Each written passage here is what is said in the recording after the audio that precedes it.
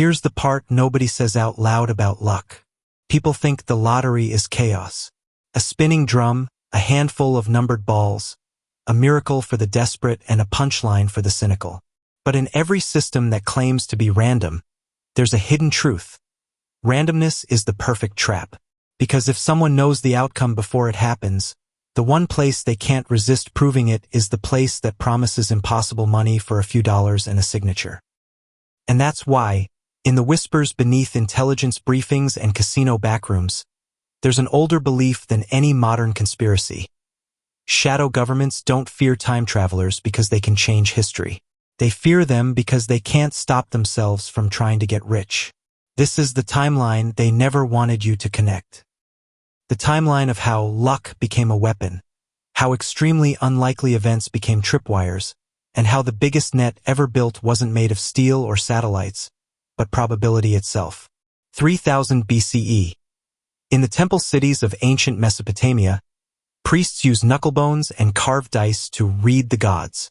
Records describe impossible streaks that cause panic among scribes, because in a world ruled by omens, repeated perfect outcomes aren't blessings.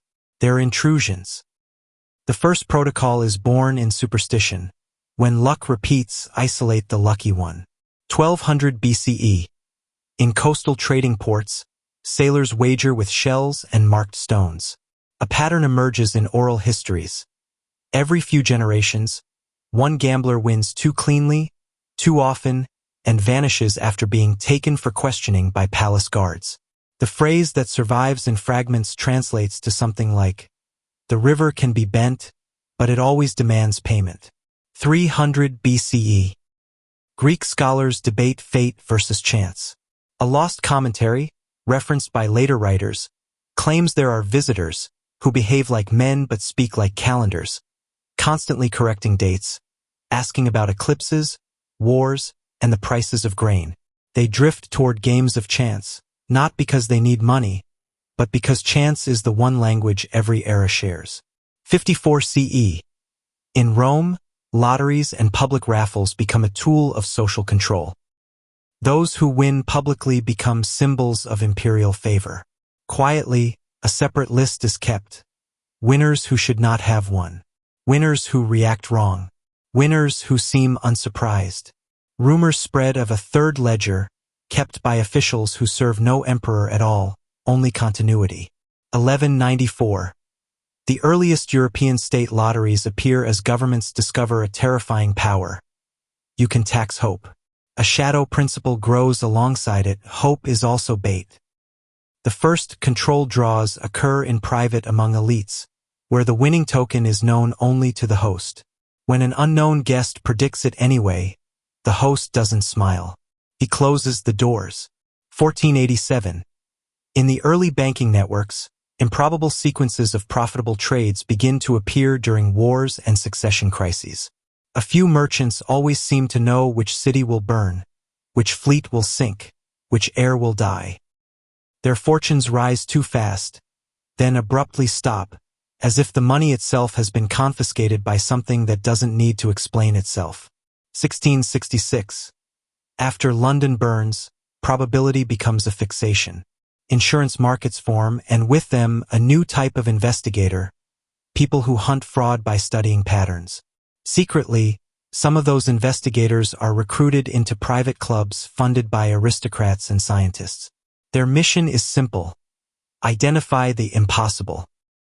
The fire becomes not just a tragedy, but a calibration event for future anomaly detection. 1739. Gambling houses spread across Europe. A quiet war begins between cheaters and those paid to catch them. In certain circles, the best cheaters are suspected not of sleight of hand, but of foreknowledge. They don't watch the table. They watch the clock like it's speaking to them. Several disappearances are recorded in the same style. A polite man in a dark coat invites them to an upstairs room, and they never return to the casino floor. 1776. Revolutions erupt, and a strange pattern repeats. A few financiers always bet on the winning side early, then vanish into new identities after the dust settles. Legends begin of men who arrive broke and leave as kings. In the back channels of early intelligence networks, a word is whispered, chronists. 1844. The telegraph compresses time. For the first time, information moves faster than a horse, and the concept of knowing before others becomes normal. But in the private correspondence of ministers and bankers, there are reports of people who know before the telegraph. They predict messages that haven't been sent. They anticipate disasters in cities they've never visited. And curiously, many of them can't resist using their advantage to win public raffles and lotteries, like children touching a hot stove to prove it's real. 1893. World's fairs celebrate progress. Hidden among the exhibits are early probabilistic machines, randomizers, and mechanical selectors. A group of wealthy patrons funds a side project. If you build a perfectly fair random device, and someone predicts it anyway, you've identified an intrusion. The idea is recorded under an innocuous phrase, integrity testing. 1913. Centralized banking expands the ability to monitor flows of money. The first modern doctrine emerges. Time travelers may hide in the crowd, but their financial signatures will always betray them. A person who repeatedly lands on the far edge of probability becomes easier to spot than a spy carrying a coded letter. 1933. Economic collapse rewires desperation. Lotteries and gambling expand as people chase miracles. At the same time, governments refine internal surveillance and data tracking. In later declassified fragments and whispered testimonies, a clandestine unit is said to form with a mandate to study anomalous fortune events tied to identity changes, forged documents, and sudden wealth. The unofficial name passed around later is the Croupier Office. 1945. The end of World War II becomes a migration of secrets. Scientists are moved, files are buried, and the architecture of the modern black world is built. A rumor begins in the classified corridors. Certain German projects weren't about rockets alone. They were about timing, not just when to strike, but how to step outside the calendar. Whether true or not, the fear becomes real enough to shape policy. Any technology that touches time will be policed not by armies, but by accountants. 1947. The post-war era brings UFO rumors, secret committees, and the birth of modern conspiracy mythology. Behind the scenes, a parallel belief takes root. If non-human intelligence exists, time travel might be an accessory, not a miracle. The first fortune nets are discussed in private memos. Lotteries, casino systems, and public random events as sensors for outside manipulation. 1952. Early computers enable early pattern analysis. Intelligence agencies begin collecting what seems like nonsense. Lists of raffle winners, coin flip contest champions, and people who win more often than math permits. The cover story is fraud detection. The real reason is simpler. Fraud is local. Foreknowledge is global. 1957. The space race begins, and with it, a new paranoia. If you can see the Earth from orbit, you can plan decades ahead. If you can see decades ahead, you can win every random prize. A classified think tank proposes the first formal model of the time traveler profile. Individuals who display impatience with uncertainty, who treat probability like a solved puzzle, and who exhibit a telltale calm when luck hits, as if they already saw it. 1963. The world fractures under assassinations and secrets. Conspiracy theories multiply, and so do private networks that claim to guard history. A shadow doctrine forms. High-impact historical events attract time interference, but low-impact events reveal it. A time traveler might avoid meddling with presidents. They won't avoid buying a lottery ticket. 1969. The moon landing proves the future can be engineered. In the same era, intelligence communities become obsessed with mind research, altered states, and remote perception. If consciousness can reach, maybe time can be reached too. The first tests of random number generators for psychokinesis and precognition become a perfect cover. You can publicly fund experiments about mind over randomness, while privately using the results to identify those who are not merely guessing. 1972. A classified program begins collecting anomaly reports from casinos, racetracks, and state lotteries. The language is sterile. Statistical outliers, correlated wins, unusual betting patterns. But field agents call it something else: jackpot sweep. The directive is clear. Don't arrest the winner. Follow them. See who meets them. See where the money goes. Luck is not the crime. Luck is the flair. 1977. The protocols mature. A test is introduced. Seeded improbability. Certain draws are manipulated in controlled environments with a known outcome accessible only to a handful of overseers. The goal is not to create winners. The goal is to catch predictors. If someone approaches a ticket vendor, requests a specific number combination without hesitation, and the combination matches the seeded draw, you don't celebrate. You flag the face, the gait, the eye movements, the composure. Most normal people shake when hope hits. A chronist doesn't. 1983. Reports surface of repeat miracle people. Individuals who survive multiple disasters, win multiple contests, and appear at the edges of major events. Publicly, they're called lucky. Privately, a new category is created: temporal residue. The belief is that time travel leaves a signature in probability, like a fingerprint in the air. Once a traveler anchors in an era, reality starts bending around them in small ways.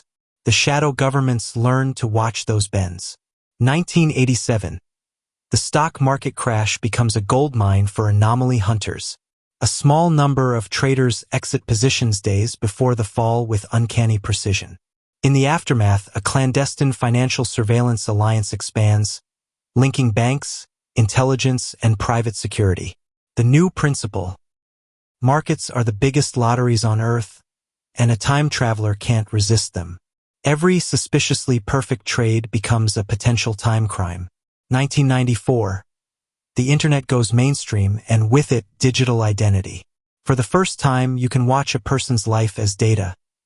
Purchases, travel, habits, associations. A secret project is rumored to link lottery commissions, credit bureaus, and telecom metadata. The public sees separate systems. The shadow state sees one big net. They nickname it the drum, like the lottery machine itself. Spin the world, watch what falls out. 1999. Y2K panic becomes a rehearsal for mass behavioral prediction. While the world worries about computers, private programs worry about something else. Who acts like they've lived through it before? People who stockpile with strange specificity. People who withdraw money at exactly the right moment.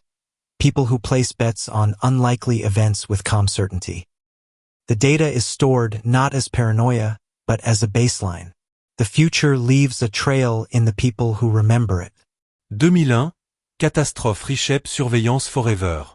New authorities, new budgets, new reasons to watch everything. In the shadows, the fortune net expands dramatically. Lotteries modernize, casinos become more instrumented, and the idea of true randomness becomes a national security obsession. Quantum random number generators enter the conversation. If time travelers can exploit pseudo-randomness, then quantum randomness becomes the holy shield, or the ultimate bait. 2008. Financial crisis. Once again, a handful of unknowns escape early, profiting with surgical timing. The official story blames insider information. The shadow story whispers time leakage. A classified subprogram is rumored to begin, Mirror Ledger. It tracks extreme fortune events across every domain, not just money. People who survive impossible odds. People who appear at the center of multiple once-in-a-lifetime stories. Mirror Ledger doesn't ask if they cheated. It asks how many lifetimes they've lived. 2012. The calendar hysteria becomes a cultural mask. While the public talks about the end of the world, clandestine analysts talk about the end of linear time. Mentions of CERN, quantum experiments, and Mandela effect surge. In the shadow interpretation, Mandela effect isn't mass misremembering. It's patch notes. It's what people notice when the timeline is corrected after a traveler is intercepted. 2016. The era of algorithmic influence arrives. Social media can steer crowds, elections, and attention itself. In the conspiracy bloodstream, the idea forms that time travelers don't need to kill kings anymore. They can tilt the feed. Shadow governments respond by embedding probability traps inside public life. Viral lotteries, randomized promotions, flash giveaways, and micro-contests with quantum-backed randomness. They look like marketing. They're really tripwires for foreknowledge. 2020. Global disruption becomes an anomaly storm. Patterns explode. Supply chains, markets, public health, travel. In the chaos, the fortune net gets sharper because chaos makes outliers easier to spot. People who navigate the crisis with too much precision stand out like flares in fog. The shadow doctrine shifts. Time travelers aren't just gamblers. They're risk managers. So the net expands to unlikely survival events, not just money. Who always has masks early, who always leaves before lockdowns, who always buys the right stock before the announcement. 2023, AI models begin predicting human behavior at scale. Publicly, it's commerce and convenience. Privately, it becomes something darker, a way to detect the behavior of someone who has seen the next scene already. A rumored program called Oracle Audit is deployed. It compares what a person does against what the best predictive models say they should do. If someone consistently outperforms prediction, not through skill but through timing, they become a candidate. Not for arrest, for observation. 2025. State lotteries and major betting platforms quietly upgrade to new randomness standards, claiming security improvements. Conspiracy circles claim the real purpose is to plant honey draws. Draws that are mathematically fair but operationally staged so only a time traveler would target them. The bait isn't the jackpot. The bait is the confidence.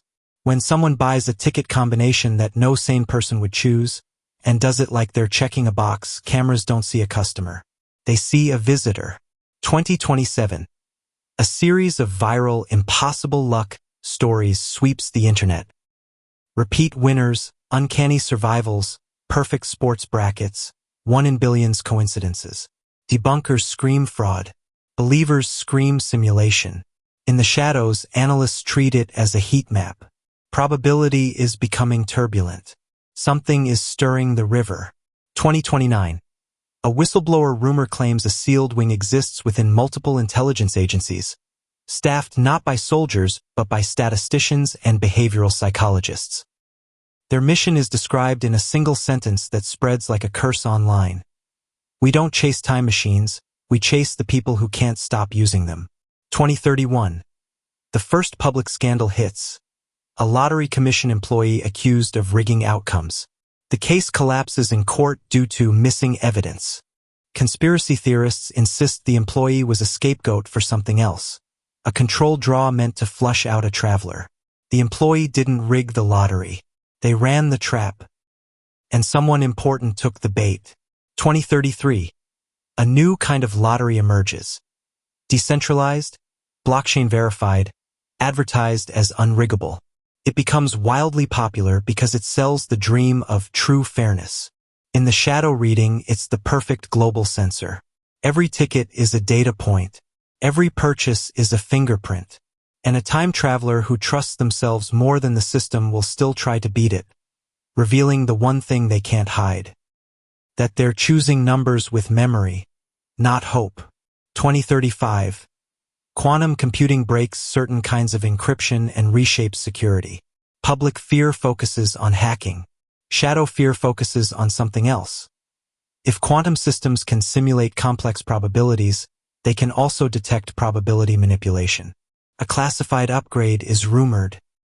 LuckShield, an anomaly detector that monitors global improbability in real time, scanning for clusters of too perfect outcomes the way radar scans for storms. 2037. A pattern is alleged among captured visitors. They all attempted the same sequence first. Lottery, sports bet, market play, the trifecta of modern foreknowledge.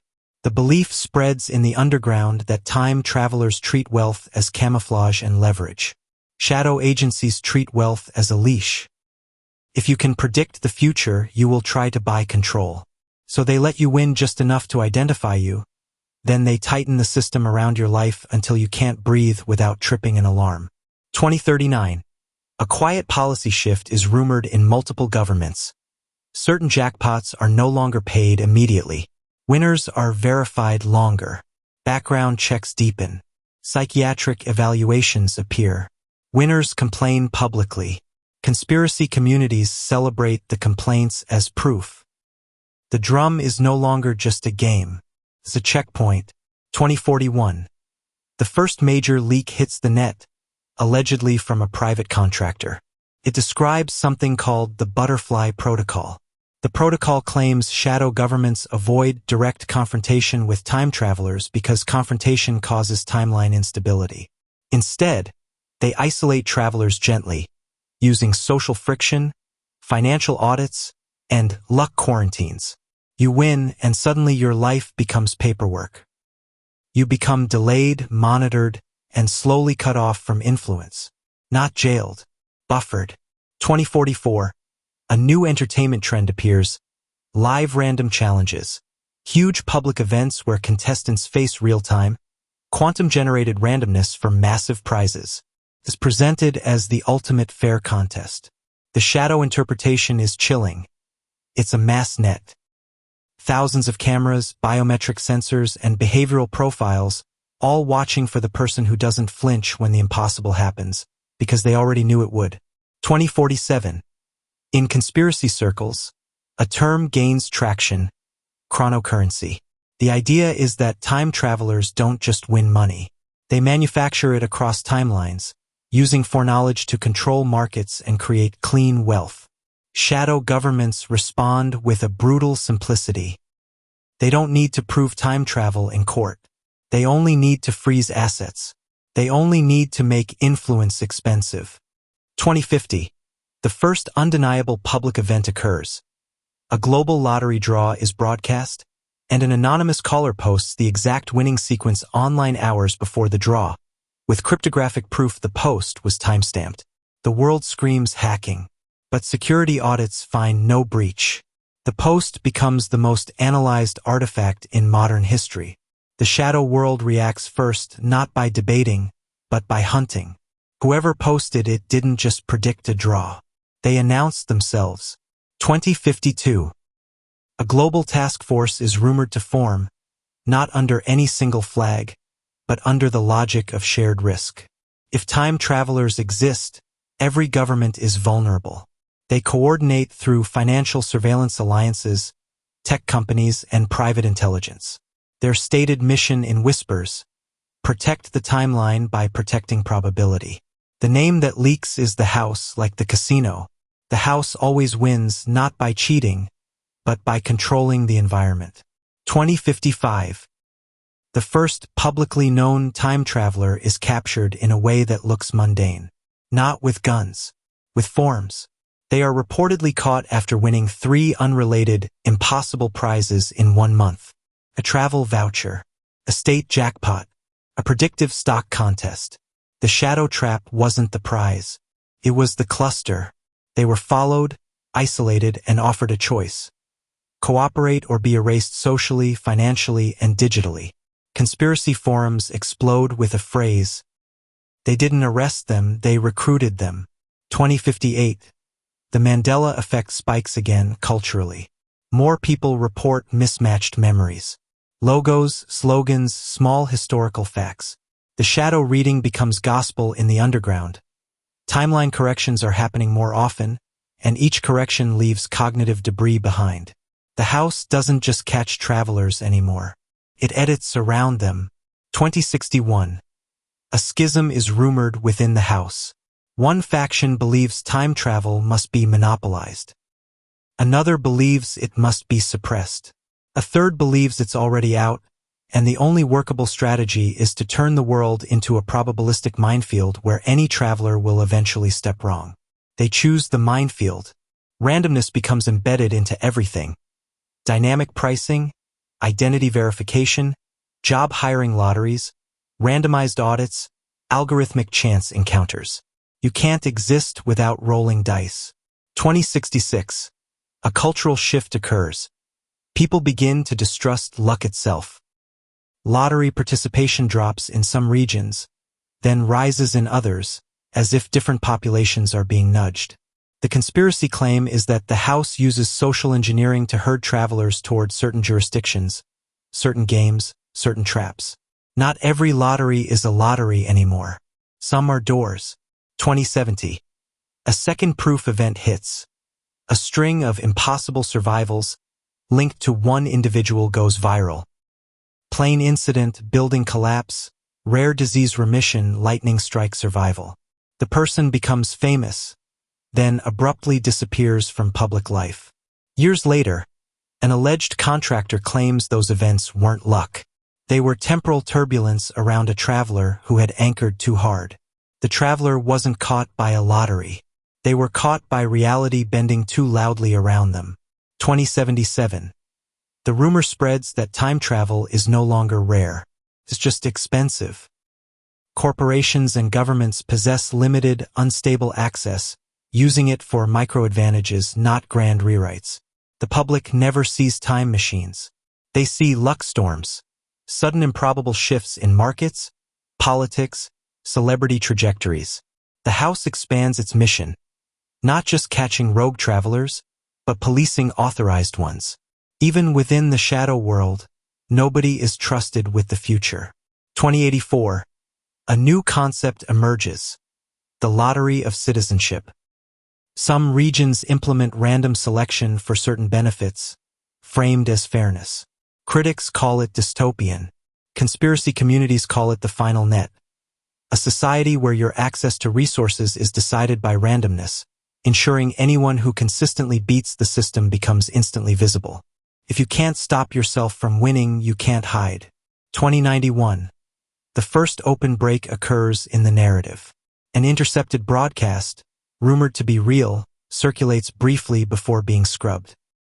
It's a strained voice saying, "Stop using the jackpots. They're not prizes. They're bait." The clip vanishes, but the line stays. It becomes a mantra among those who believe they're being watched. Don't touch the money. 2100.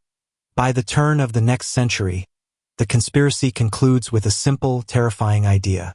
Shadow governments didn't build the lottery to make revenue. Revenue was a bonus. They built it as a detector, a baited hook cast into the river of time. Because a time traveler can resist changing history. They can resist saving a stranger. They can resist playing God. But they cannot resist proving they're special. They cannot resist the feeling of stepping into a world of chance and treating it like a solved equation. And that is why, in this story, the greatest prison ever created isn't a cell. It's a world saturated with little doors that look like games, little tests that look like luck, little jackpots that look like freedom. The house doesn't need to know where the time machine is.